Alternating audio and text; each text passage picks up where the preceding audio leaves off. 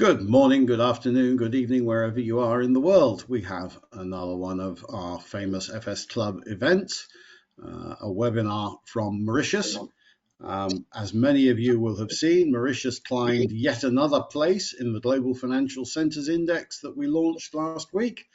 And this is a fantastic achievement. Mauritius has risen over 30 places in the last 2.5 years in the Financial Centres Index. So we are delighted to be able to hear from the team in Mauritius today, talking about the emergence of wealth management in the Mauritius International Financial Centre.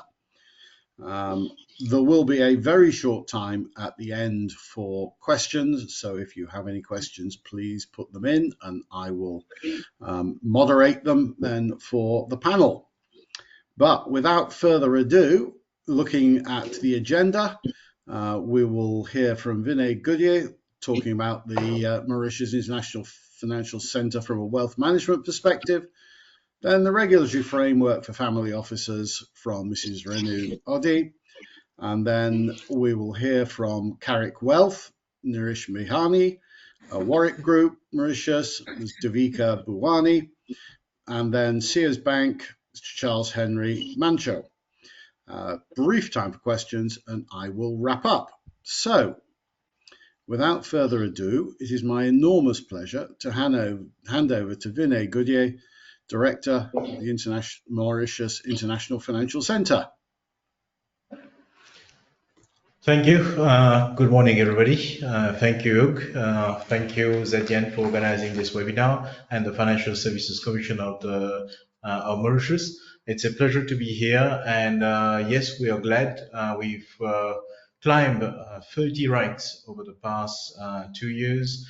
And I would also want to thank everybody for organizing this webinar, because it's a chance for us to really expand on the visibility of Mauritius, share about what the journey of the Mauritius IFC. The Mauritius International Financial Centre has been in operation for almost 35 years now, built on a very strong banking environment that has been in place for almost 200 years. 1838, the first bank was licensed in Mauritius. So a very strong banking background, and now a very strong financial services background. And just before I move into explaining and giving an overview of the financial services sector in Mauritius, I would like to introduce Mauritius properly to most of the people, because people tend to link Mauritius to being this beautiful, idyllic, place in the Indian Ocean, beautiful tropical climate, beautiful scenery at the beach. But on top of this, Mauritius is a wonderful financial service center that in 1968, we got independence, almost 55 years ago. And Mauritius at that time was a monocrop economy and very, mediocre income per capita at that time, at about $240 per capita.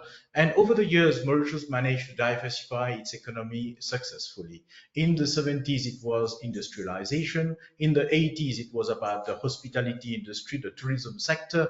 In the 90s, it was about the financial services sector. Then in the early 2000s, it was the ICT BPO sector. And recently, it's about going up the value chain with biotechnology, fintech, artificial intelligence. And you will see that even in the financial services sector, a lot of new structures, licenses are being introduced to really have more substance and increase the breadth of the financial services sector.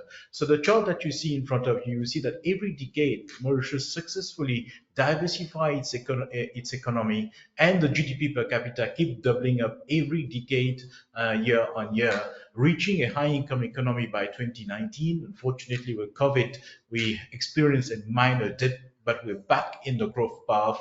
For 37 years, continuously, Mauritius had positive GDP growth until COVID. Why I'm sharing that with you? Because it gives you a true substance to the jurisdiction, the way that Mauritius is able to reinvent, re-engineer itself, continuous growth for 4 decades until COVID hit us. And it gives you a certain certainty. Mauritius doesn't have natural resources, but what it has it has very robust, strong institutions that guarantees we adhere to international standards and we deliver quality service to our customers in whatever segment it is, whether it's agriculture, the sugar industry, whether it's in financial services, whether it's in tourism, or whether it is in any other sector. You can see here the Mauritius IFC is endorsed by the Financial Action Task Force, by the OECD, where Mauritius is seen as a no harmful tax practices by the OECD for the peer-to-peer review that is being done, and it is compliant according to the EU on tax governance principles. So when coming to Financial Action Task Force itself, Mauritius is one of the few jurisdictions that has scored 40 out of 40 in all the requirements of the FATF. So it shows again, just as the economy was diversified and we successfully diversified and introduced new segments over the past 5 decades, the Mauritius IFC has successfully done the same thing. In 1991, the Mauritius Offshore Business Act was introduced. That was the launch of the Mauritius financial services sector. Then in 2001, it was repealed and replaced by the Financial Services Development Act. That was again replaced in 2007 by the Financial Services Act. And more recently, we are now introducing the Virtual Asset Initial Token Offering Services Act, which positions the Mauritius IFC in the fintech era with all the encryption, digital finance, digital dealer marketplace, and all these are being brought into the system now. And in terms of structure, the variable capital company, which is very attractive to a lot of funds and entities, are having funds and sub-funds under VCC structure in the Mauritius IFC. Another strength of the Mauritius IFC basically is our legal system, because as an IFC, where we are linking Asia and Africa to the rest of the world, and when people talk about Africa, they talk about risk. And that risk perception can be mitigated through the Mauritius IFC. The fact that we are a jurisdiction that meets the credential according to the OECD, according to the EU, according to the FATF, we have Basel III already in place in Mauritius, where all the reporting is done under the common reporting standards. So what we have in Mauritius now, we have this jurisdiction where you can have a structure, do your pooling of funds from the Mauritius IFC, and invest into high risk, high return jurisdictions across Africa and across Asia. That's what Mauritius has successfully done in India for the past 30 years. I mean, if you look at India, for example, from 2005 to 2015, the Mauritius IFC successfully structured $160 billion of direct investment into India over the 10 years. And during that time, 40% of direct investment into India was structured for the Mauritius IFC. And India grew from $800 billion at 2005 to over $2 trillion in 2015. And now it's well on its way to become a $5 trillion economy in the next 3 years, and the third largest economy of the world. And that's the same expertise, capability that has been acquired and developed for the Mauritius IFC. We're now putting that to the service of Africa. Hence, we see a lot of new structures in the Mauritius IFC geared towards the African continent. But what we have seen after 35 years of existence, the Mauritius IFC, and 200 years of banking service in the Mauritius IFC, recently, we've seen a lot of asset and fund managers that are using the Mauritian jurisdiction, and they are setting up in Mauritius. We're seeing new structures, new products being established in the Mauritius IFC. Recently, Lloyds have set up Syndicate 2454 in Mauritius to provide services across the continent from Mauritius. And we see captive insurance being introduced in the Mauritius IFC. Our capital market for the past 2 years have doubled in size. The market capitalization, we used to have the stock exchange in Mauritius capitalized at $12 billion 3 years ago. And now the market capitalization has increased to almost $30 billion, doubled up in 3 years with free capital markets in Mauritius. We have Mindex, we have Afrinex, and we have the Stock Exchange of Mauritius in operation. So we're seeing more and more products and services and services that are required for investors to take decision. Another important thing I want to highlight before I close is the Africa peer review mechanism. So the African Union has appointed the Africa peer review mechanism to set up the Africa Rating Agency in Mauritius. So now we will have an agency that is going to conduct risk assessment and which is an Afrocentric risk assessment being done for projects and countries in Mauritius that would allow you to really understand risk of investing in Africa through the Mauritian jurisdiction. And I think that's one of the reasons why we see a lot of asset and fund managers using Mauritius so that they can tap into high risk, high return projects for the Mauritian jurisdiction, knowing that Mauritius has all the credentials according to the FATF, according to the OECD, according to the EU, and even through the ZNG index that we have seen. We climbed 30 places over 2 years. It shows that Mauritius has the ability, the flexibility to adapt, to reinvent, to re-engineer itself, introduce new laws, new structures, new licenses, and really the fact that we are a small country, it's quite easy not easy, but it's reachable for us to talk to all the professionals in the industry, to talk to the stakeholders, to the regulators and so on, so that we can educate everybody on how to go up into the value chain. What you see on the slides here is some of the advantages of being in Mauritius. Important, I want to highlight to you, no capital gain tax, no withholding tax on dividend and interest, free repatriation of profits, dividend and capital, and no estate duty, inheritance or wealth tax. So we're really inviting you to look at Mauritius because of wealth managers and the high net worth, I think Mauritius really has the right ecosystem to attract you. And I hope going forward, my colleagues who will be part of this webinar today can shed more light on the services being offered to you. Thank you for your attention. I will hand back to you for going forward with the other delegates. Thank you for the time. Vinay, thank you very much indeed. Absolutely super introduction to the International Financial Centre. Now it's my great pleasure to invite Renou Audi to discuss the regulatory framework for family offices within the Mauritius International Financial Centre. Renou, the floor is yours. Thank you very much. For next couple of minutes, I will just do a quick walkthrough of the supervisory framework we have for family offices in Mauritius as a part of the offerings, bigger offerings of private wealth solutions. You will see from the slide that I'll just focus on 2 or 3 things, and then I'm happy to take any questions which can come afterwards. Is like family offices is like, what is the intention? The intention is to allow ultra high net worth individuals or high net worth individuals to domicile their private wealth and administer and manage that from within Mauritius so that they can manage their international assets, have some services coordinated from Mauritius. The second part to that is, of course, is like, what does family means? I think we have provided a very prescriptive definition and which is broad enough to capture family relationships, whether they're connected by blood or by adoption. It's a very wide definition, and I'll guide you through the rules as we go along. And third thing is most important is that who family offices services, who can offer, and what's the way forward, what is the application process. I'll do a quick walkthrough. Its starting point for that is that no one can offer those services unless and until they hold a valid license from the Commission. So there is an enabling provision to provide these services from within the island. You will just see from my next slide, which is put together, it just tells you that when it comes to family offices, we have 2 types of schemes as a private wealth solutions. One is the single office family, which means services can be offered to one family or any related family members thereunder, or their their subsidiaries which they have set up worldwide, that can be all managed through one family, single family office license.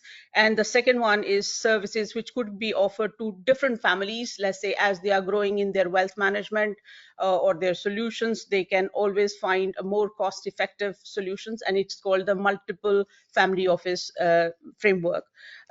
If you see down, I have just identified, as far as structure is concerned, you can elect for a single family office or for a multiple family office, depending on how you would like to manage your affairs.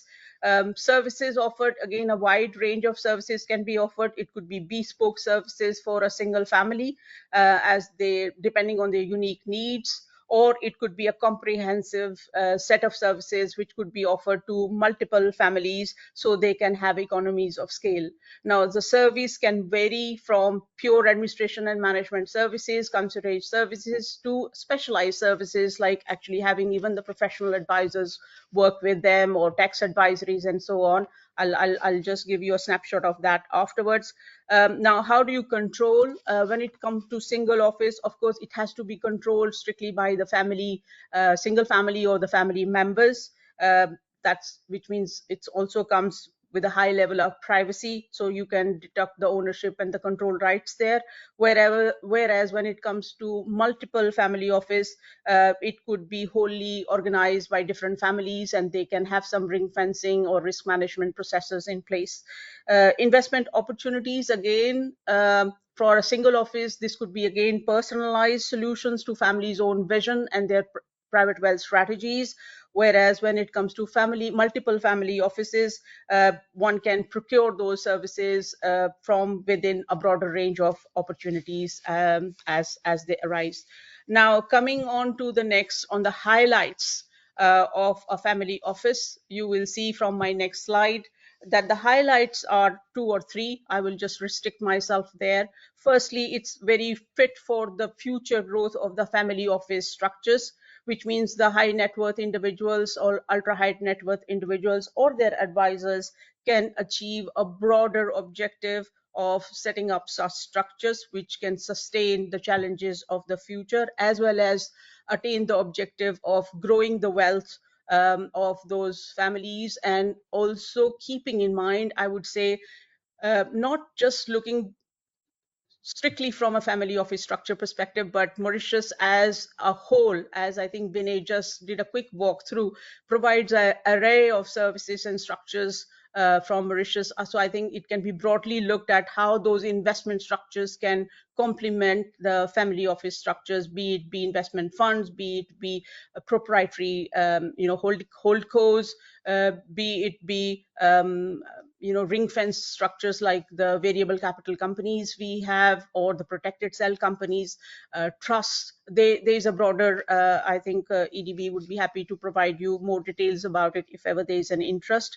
The second highlight is definitely the tailored services. I think the solutions can be offered to different types of services, as said, as simple as accounting, background administration, concierge services, to actually the tax advisory services, the investment advisory services, the back office services like accounting, reporting. If you have investment or family office structures worldwide, then the whole compliance area of services can be hosted from within Mauritius. So if FSC has issued a very detailed rules, we call it family office rules, and I think there is quite a lot of details provided in different types of services.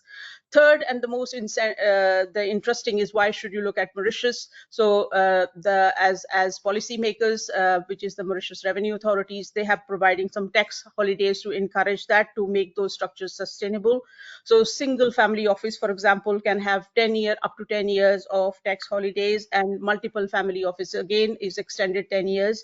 All it has to do is fulfill certain requirements of showing more substance and seriousness of having those assets placed in Mauritius, i.e. more professional employees, which ranges for a single office to 1, to a multiple office to up to 3. And aggregate value of assets is across around 5 million, whether it's a single office or if it's a multiple, then aggregate has to be $5 million. And last but not the least is having the office premises within Mauritius. So that's the part of the substance requirements. Next slide, you will see some, again, just a quick summary of the family office rules, which were issued in 2020, and they have been kept up to date in 2021 and 2022 to keep them competitive with other evolutions in that sector worldwide. I won't go through them all. I think they're self-explanatory, but it's just some of the requirements, like you need to have a professional indemnity cover from Mauritius when operating, so that you are protected against any fraudulent activities of the structures, or the employees, of the instructions. I think this is the risk we sit nowadays, or loss of any data, that sort of a thing. You need to have some risk management compliance framework around, and as a regulator, we require an annual review of that same, a compliance statement reports. These are the regular reporting requirement we have at the level of the Commission on an annual basis. And of course, what is very important is that these family offices can easily be extended in its formation to other structures, like it can be set up as a trust, as a foundation, as a company, as a partnership. So that's a lot of flexibility there. In 2021, they've been upgraded to make sure that the ownership and the controls are restricted only to families and not third parties. So that's what was in there. Next slide is just a quick snapshot for you, that when you go on FSC's website, you will see that there's FSC, the Family Office rules.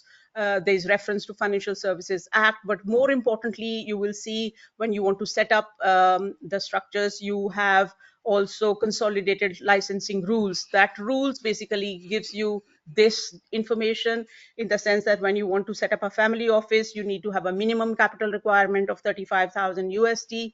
For multiple, it is 70,000 USD, and there is some regular fees. Processing fees for a family office single is $2,500, an annual fee of $5,000. And for multiple offices, there is a fee of $5,000, which is one odd processing, and annual is $50,000. So I have put some references to those, where to find this data a bit more in detail. That brings me to my last slide, which is the last slide is on the, what does as a supervisor you look at when you have to, give a license, or in your assessment for the application for a single or a multiple family office. So it's again, you look at the whole family client details, which are required, information on the families, including, how they want to unfold the usage of those structure from within Mauritius. So a business plan is required. Business plan will have very basic details. Again, the family tree, how you related to satisfy the criteria, the details, AML requirements, I think, are key for Mauritius. So again, the information of the ultimate beneficiaries, the source of wealth, the services which you going to offer from here, what are the investment strategies, what are the forecasts for next 3 years. So those are very fundamental information which is needed at the level of the Commission before application is processed further. Again, the minimum capital requirement is also one of the key licensing criteria. If it's a multiple office, then how are you going to segregate the client assets? That is also looked at. Risk management, again, how your internal controls, your policies, your AML policy, your compliance manuals, how would they look at? So those are required to be submitted. There's a requirement to have an auditor. And of course, if you're using, high end of or full array of services, then if you're having your financial planners involved, maybe some details about that. On the right-hand side of the slide, you will see the regular requirements for financial institutions across the book of structures we have, which is required, having a money laundering reporting officer and the deputy money laundering reporting officer. You will need a designated officer for for the family structure in Mauritius. Again, this is to show more seriousness and more substance. So the requirement is to have 2 full-time officers within, here, in addition to the registered office, and so on. And last but not the least is who can make an application for these structures. Now, these has to be persons who can demonstrate the relevant experience in that field of private wealth management, private banking, investment management. And I think the speakers after me demonstrates that profile. And of course, we have management companies in the loop who provides guidance on that. Thank you very much. Renu, thank you very much indeed. I think that's a comprehensive description of how the rules will apply for family offices. Well, now we move on to the real life industry experience. I'm delighted to hand the floor over to Neeraj Bihari on behalf of Carrick Wealth. Neeraj, the floor is yours, sir. Thank you very much. Good afternoon, good morning, everyone. Thank you, Vinay. Thank you, Renu, for such an insightful presentation on Mauritius as an IFC.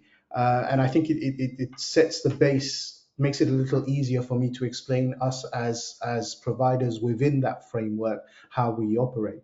So I'll introduce myself. My name is Neeraj Bihari. I am the regional manager for Carrick Wealth Management, based in South Africa and Mauritius. I specifically look after the company's B2B partnership proposition.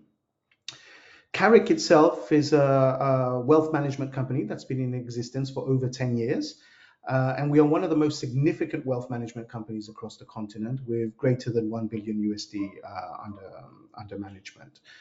We have an international footprint. We've been in operation, as I've said, for more than 10 years. We are present in South Africa, Malawi, Zimbabwe, Zambia, Namibia, and expanding to 3 additional markets in the next year. We are very much Africa orientated. We understand the market, we understand the challenges, and therefore see the potential of Mauritius, the way it positions itself to target and to service high net worth clientele within the continent. We count amongst our partners well-known institutions such as BlackRock, Goldman Sachs, Morgan Stanley, BBVA, Natixis, etc. And we are amongst the foremost providing these services of these partners to the local as well as international market. Now, talking about Mauritius as an IFC, our strategic view has not really only been based on Mauritius as a key financial hub. Traditionally, we discuss Mauritius as being having a favorable tax regime, strategic location, multilingual, etc. But as much so because of the initiatives and guidelines which have been mentioned by Vinay in his presentations, and the developments as far that have been driven by regulatory institutions such as the EDB, such as the bank, the central bank, as well as the Financial Services Commission. Now, of those initiatives which facilitate us in devising the strategy through Mauritius and to Mauritius, the ones that are key highlights are perhaps the private banking and wealth management guidelines, which was very interesting for us because it enabled a very clear definition for how banks, as was mentioned by Vinay earlier, how they would proceed in providing wealth management services to their existing clientele. It required brand new capital requirements, risk weightage, and regulatory compliance requirements to be met in order to be able to provide wealth management services. Now, a second key policy which was of interest, of importance to us in devising our strategy was, again, as previously mentioned, the VCC Act, which allowed for a greater amount of flexibility in setting up variable funds and fund structures within Mauritius. It allowed aspects such as, for example, sub-funds and SPVs to operate under simple structure, providing a level of flexibility and ease of doing business and services to our clients. This wasn't particularly attainable in some of the other markets in which we were present. For example, in addition to this, the ability to set up these structures and benefit from any tax efficiencies that are part of the well-known Mauritius financial ecosystem. Now, Renu spoke greatly about the family office framework, and I think perhaps if we were to look at one of the aspects that is of most interest for a wealth management company devising its strategy, basing itself in Mauritius, and servicing clients through Mauritius, it's one of the key aspects. But I think many of the key aspects, such as the confidentiality, the data protection, the strength of Mauritius as a base for attracting high net wealth and ultras based on its stability and rule of law, etc., as already mentioned by Renew, were very important parts for us in developing the strategy on going forward. Now, we strongly believe that these regulatory factors, providing a safer and smarter access to financial services to this growing growing market of high net worth individuals, which is growing exponentially, expected to grow by 40% by 2023, and even within Mauritius itself, where the Mauritius wealth, I believe, has grown by 87% per capita over the past 5 years. Whilst the top 3 wealthiest countries across the continent have decreased in wealth by approximately the same value. Though not definitely one-to-one, it does indicate Mauritius is a growing focus for the African wealth, and hence why we are here.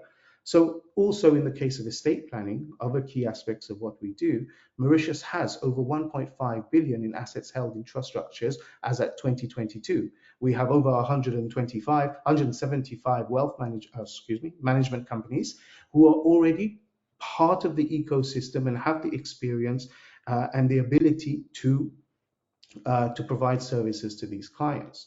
Now, where all this comes into play is very much our way forward. At Carrick Wealth Management, we obviously offer a variety of wealth management services that are further facilitated and strengthened by this infrastructure and the developments within the country. We believe that the future success of wealth management in Mauritius and through Mauritius will rely heavily on partnerships and the creation of a formalized financial ecosystem. And that very much develops the way that we work and we operate. For instance, as mentioned previously, Mauritius has an established culture of private banking and wealth management. Its PB and wealth management has always, though, been predominantly centered around the sale of credit and CASA by banks and financial institutions rather than investments and financial planning.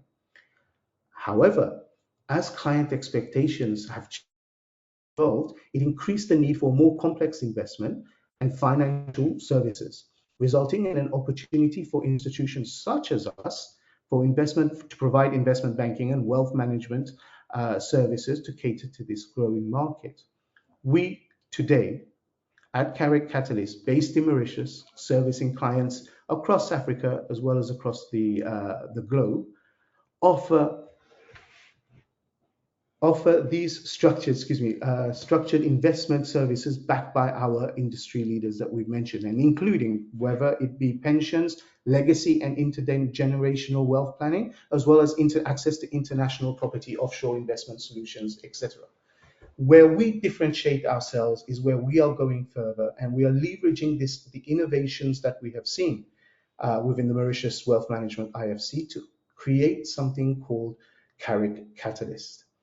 This is a new ecosystem enabled by the changes and the innovations happening in the country, of enabling us to provide financial services and advice, including aspects which were not traditionally part of a wealth management company, such as legal advice, residency, investment within Mauritius, in Mauritius property, etc., and all enabled by the creation of a partnership with specialists within these fields. We have created a situation or an ecosystem where our partners within a very short period of time can provide their clients with specialist investment services from accredited and regulated entities such as the ones I've mentioned before. And if I was to give you an example, we formally today are able to partner with banks, with international law firms, estate agencies, management companies, as mentioned before, to build this one ecosystem where the partnering with us is part of the holistic client experience and in most cases benefits fairly from a relationship with us. This formal and structured approach, enabled by the Mauritius Wealth Management IFC, provides accredited financial advice to clients and of our partners who otherwise would blindly be referred to perhaps substandard experience. This approach has proven to be successful within this ecosystem and is perhaps the key strategy of the Catalyst proposition going forward. We believe that innovations such as the model that I've just explained, alongside development and support of the regulatory bodies, will play a large part in building the continued growth of wealth management within the Mauritius IFC. And we strongly believe, hence the reason why we are based here, that Mauritius will continue to evolve as a leader in global wealth management within this continent. And we are very happy to be part of that. So I don't know if there are any questions. I'll probably facilitate questions at the end. Thank you very much indeed, Nirish. And thank you for a fabulous exposition. We're continuing the input from industry and the players now. And the next subject is the Warwick Group in Mauritius with Ms. Devika Buhani. And I'm delighted to hand over to you, Devika.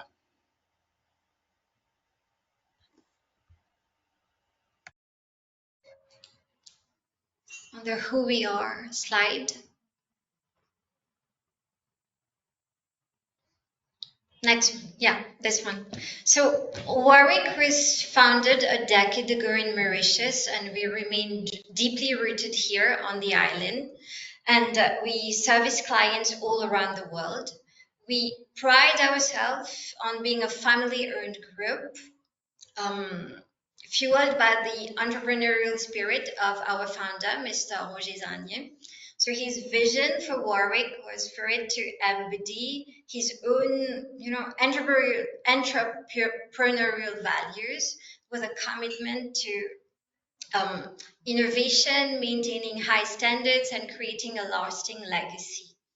And as a private bank, our objectives differ significantly from those of a retail bank. So our target is not the mass market.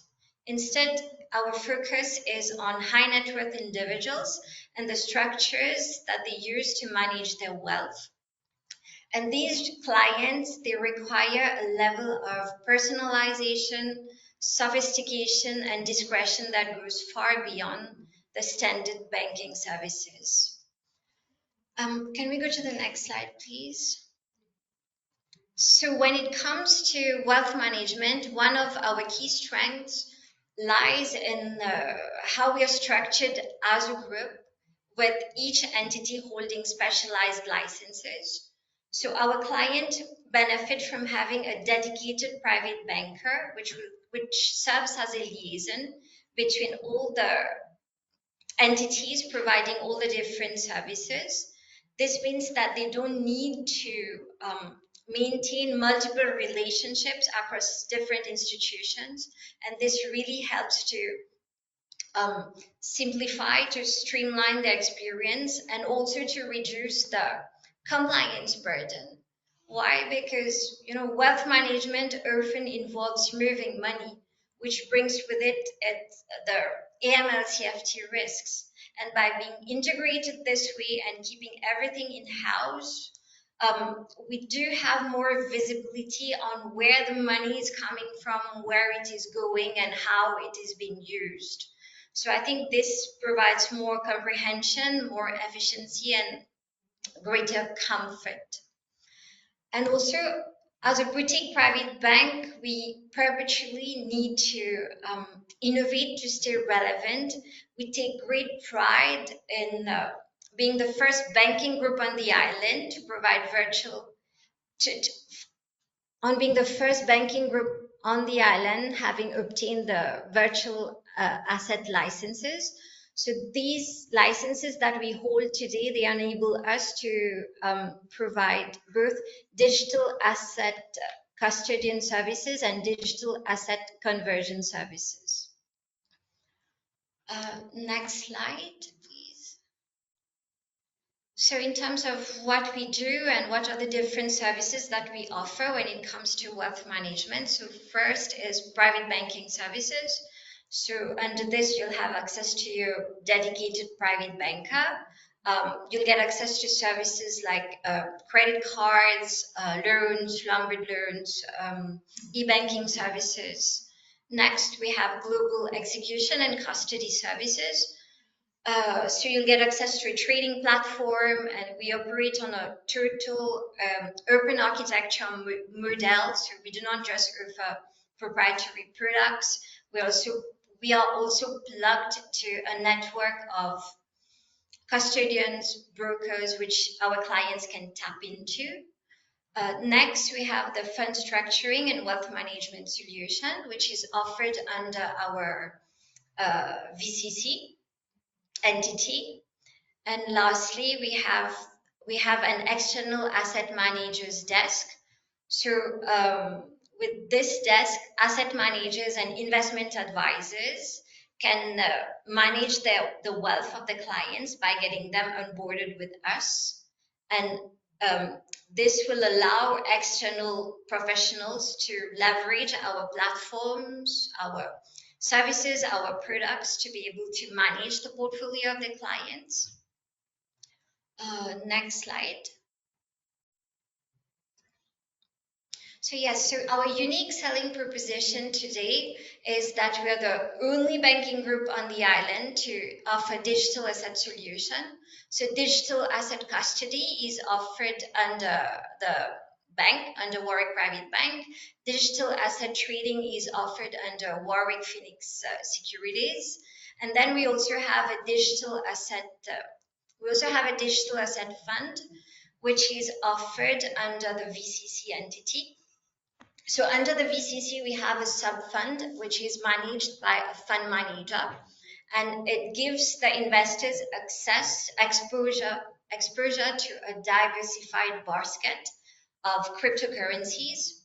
So I think this solution is ideal for an investor who does not want to invest into cryptocurrencies directly, but also wants to have an exposure, but not an exposure to a single cryptocurrency.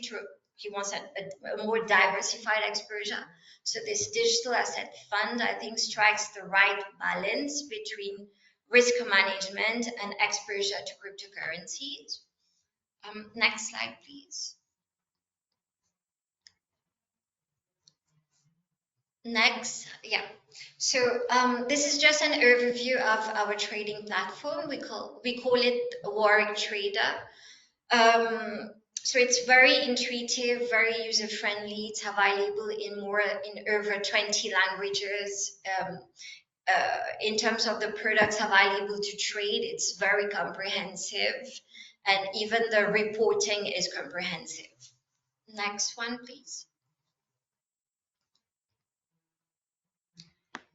So yes, this is my concluding slide. Today in wealth management, we're seeing a growing number of investors seeking exposure to cryptocurrencies. And we're also seeing more and more wealth managers encouraging their clients to get an exposure to crypto assets. And the challenge that they face today is the need to open a separate trading account with, let's say, a crypto exchange to be able to buy, trade, and hold these assets. So this creates an additional layer of complexity, an additional layer of risk, which many investors would prefer to avoid. So here at Warwick, within one single trading account with one single provider, you get access and you get exposure to both traditional securities and to virtual assets. We also provide off-ramp facilities, meaning that if you hold BTC on an exchange and wish to convert that into fiat, we can facilitate this process. And today, this is a service that many banks in Mauritius are reluctant to offer, but we are here to meet the evolving needs of our clients. Thank you.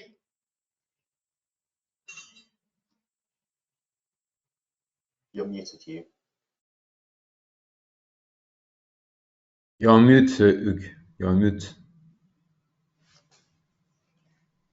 How kind. Thank you. I was just saying what a great presentation from Devika, and I was also commenting, Charles-Henri, how very patiently you have been waiting, but it's now my great pleasure to hand over to you and to discuss Sears Bank. Thank you so much, and thank you for the invite. So just to present myself, so I'm Charles Monchot, I'm a Chief Investment Officer and member of the Executive Committee of Bank C's. So you heard from Nirish about partnership, and we just heard from this great presentation by EDB about the Swiss model of private banking. So now I'm going to talk indeed about the partnership between a Swiss private bank, so Swiss Group, and a local asset manager, which is called Strategia. Maybe just to start with a few words about who we are. So Swiss Group, so it's one of the youngest Swiss private bank. Were created back in 1996, which by Swiss standard is quite new. We currently run $23 billion in assets. We have a very well-capitalized bank with a Tier 1 ratio of more than 28%. We do have 8 locations, so headquarters in Geneva. We have other locations in Switzerland, but you can also see that we have offices in Istanbul, Montevideo, and also Johannesburg, so not too far away from Mauritius. So the bank is a pure Swiss private bank, and it's in terms of shareholder structure, it's quite simple. As shown on the next slide, it's owned by one family, so the Cies family, with Eric Cies being the founder and still CEO of the group, and his 2 sons are in charge of. One of them is in charge of the private banking side, and the other one is taking care of alternative investments. So you can see it's pure family model. On the next slide, in terms of USP, so to make it simple, so we are very much aligned with our clients. So we are independent. We don't do investment banking. We are purely open architecture. We also believe that we are, try to offer the best of 2 worlds to clients, because we have the solidity of a Swiss private bank, but also the agility of a boutique. We only have 300 employees, so we are very quick to take decision and to try to accommodate clients. And last but not least, we have been investment pioneers since the start. So Eric Cies was one of the very first Swiss private banker to offer hedge funds to clients.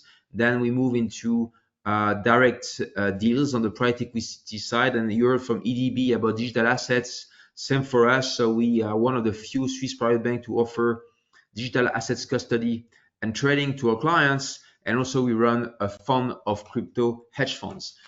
In terms of services, as mentioned, so we are really on the wealth management part, as shown on the next slide. We do also obviously some asset management when it makes sense. Alternative investments, as mentioned, hedge funds, but also private equity, direct deals. And last but not least, external asset managers. So for the let's say the independent asset managers willing to book assets with us, they can book but still continue to manage the client, the accounts on behalf of their clients. In terms of booking center, we just have one booking center, which is Switzerland. In terms of footprint, our client base is global, so we have European clients, but also Latin American clients, and as mentioned before, African clients. And the way we operate for servicing clients is usually we try to have partners on the grounds, and this is where this partnership with Strategia took place. This is something which was announced in the Mauritius newspaper L'Express. So we partner with established Mauritius-based asset manager called Strategia. And here it demonstrates that we indeed do have some interest for Mauritius, and I will explain briefly after why. So the way it works is the following, is that so Strategia book most of his clients in Mauritius.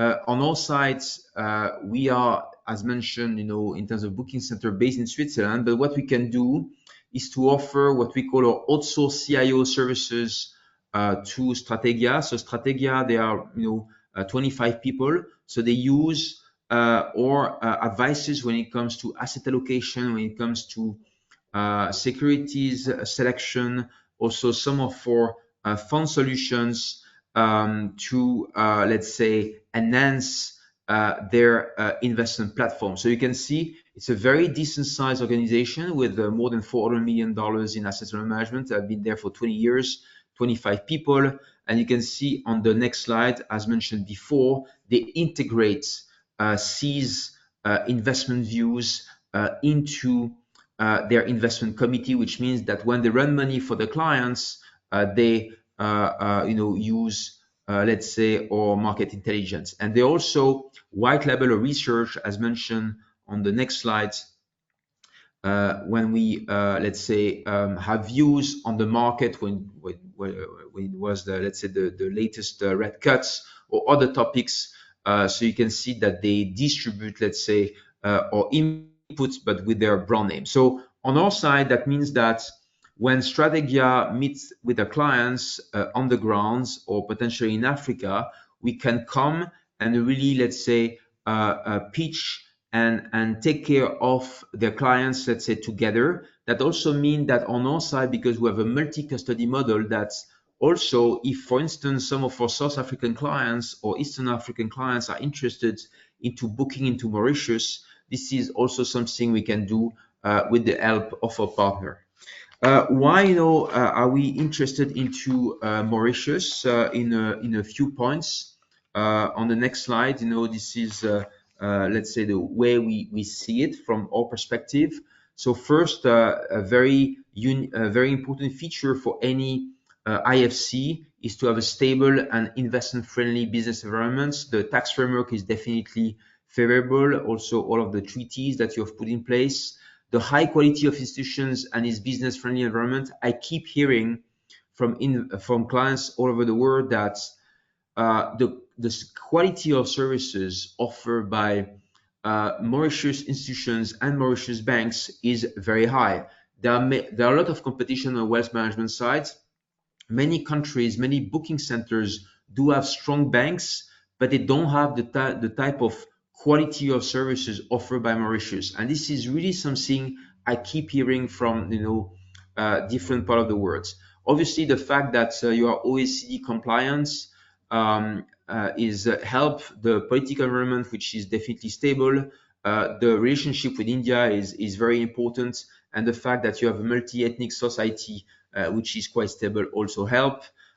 We heard before the dynamism and the diversification of the economy. That's also something that most clients pay attention to, and also the very pragmatic policy making. On the next slide, very quickly, very, let's say, interesting, the FDIs going into India from Mauritius. This is a chart from Bank of America. It just shows, how important is the relationship between India and Mauritius. And because on our side, we are uber bullish on India, there is no doubt that Mauritius will take advantage of this growth. The fact also that on the next slide that you have a growing number of millionaires, more than 5,000 millionaires are now in the islands. That's let's say very important growth. It doubled in 10 years, and going forward, projection shows that this number is going to double. And on the next slide, migration shows that many expatriates are moving to Mauritius. This is also something observed from Switzerland, that we heard that some wealthy families are moving to the island. Means that on our side, Mauritius is a market that we target, and the fact that we are able to have this partnership on the ground will really help us to make Mauritius interesting market. Again, we will not be surprised to see growing interest. Will it be from, let's say, the traditional clients from Mauritius, but also all clients for Mauritius as a booking center, because Mauritius is definitely, let's say, gaining speed. So to conclude, we believe that there is a bright future for Mauritius in terms of wealth management. Again, the fact that there is this combination of stability, OECD compliant, plus the quality of services of the local players is super important. And we believe on our side that through this partnership with Strategia, we hope to develop a more relationship with Mauritius as an international financial center. Thank you very much. Charles-Henri, thank you very much indeed. And I've managed not to be on mute this time. I think we've probably got time for one or two questions. I've got one question here that was asked by both Arvind Nilmadub and Clara Chauvin, and maybe it's one for you, Renu, which was how long does it take to get a family office license?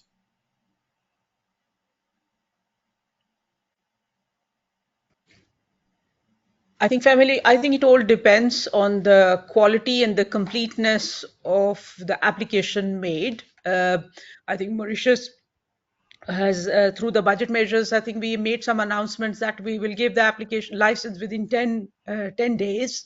But I think it all comes back to the completeness. Excuse me. So what I can say to the licenses we have already issued for single or multiple family offices, I think there's been, it's difficult for me to put a number there, but what I can say is where the quality of the information has been complete, there's been collaboration from the applicant, there's wider details and the micro details provided on the families, it has gone seamlessly and very, very quickly. Whereas those which has led to staggered stages of of the queries and so on, that might have taken a bit longer. So I think it all comes back to be very thorough before making that application. Thank you. Thank you, Renu. Forgive me, one more question for you from Shamim Khan, Abdullah Khan, and he was saying, in a small office, the roles of the money laundering officer and the deputy money laundering officer, do they have to be separate functions, or can people who are working in other parts of the business hold those titles? I think the requirements comes from our anti-money laundering laws, which is the FIAMLA, and the person asking the question, I think, is very well versed with that piece of legislation. So as the matter stands, definitely these are two separate roles. But what I can say is that the deputy MLRO steps in only when the MLRO is not in office, to have continuity as a gatekeeper for the money laundering function and make sure that AML controls stays in place. And that's very much in line with our international standards and practices. So answer is yes, you need both. Thank you very much indeed, Renu. And maybe one final question that I could put to Vinay. Vinay, I mean, there's clearly a lot tremendous going on in Mauritius. And how do you see the future for the International Financial Centre? What do you see as the important trends that give you ever-growing, I think, opportunity? Yeah, thank you. I think this is a very good question because it's all about evolution. We've seen the volatility, what's happening globally.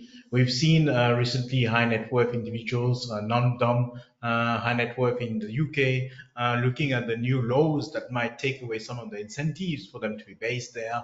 We've seen a big migration of high net worth individuals globally happening everywhere. And also what we have seen is Mauritius IFC has been in operation for almost 35 years, and it is going up because we have a talented pool of people that have been working in this segment.